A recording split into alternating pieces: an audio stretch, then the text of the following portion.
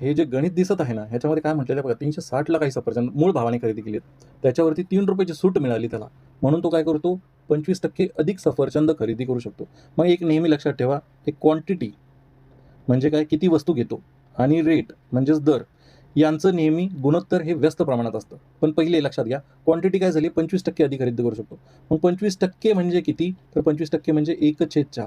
म्हणजे मूळ जर क्वांटिटी तुमची 4 होती, म्हणजे पहिले जर तो 4 सफरचंद खरेदी करू शकतो, तर नवीन नवीन किती सफरचंद खरेदी करू शकतो, तो सूट मिळाल्यामुळे 25% अधिक म्हणजे 1ने जास्त म्हणजे 5 खरेदी करू शकतो. आपण काय म्हटलं, क्वांटिटी आणि रेट हे व्यस्त प्रमाणात असतात. म्हणजे हा 5 इकडे लिहायचा आणि हा 4 इकडे लिहायचा.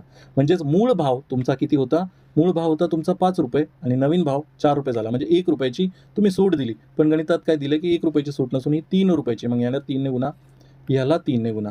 मग तुम्हाला काय भेटलं इथे, ₹15 हे काय झाले तुमची मूळ किंमत, आणि ₹12 ही काय झाली तुमच्यासाठी नवीन किंमत. आता तुम्हाला काय विचारलेलं आहे बघा, प्रश्न काय दिलेला आहे, की तर समीरने मुळात किती सफरचंद खरेदी केले असेल. मुळात म्हणजे काय, की ₹360 त्याने ₹15 भावाने, म्हणजे ₹15 एक सफरचंद या भावाने किती सफरचंद खरेदी केली असतील.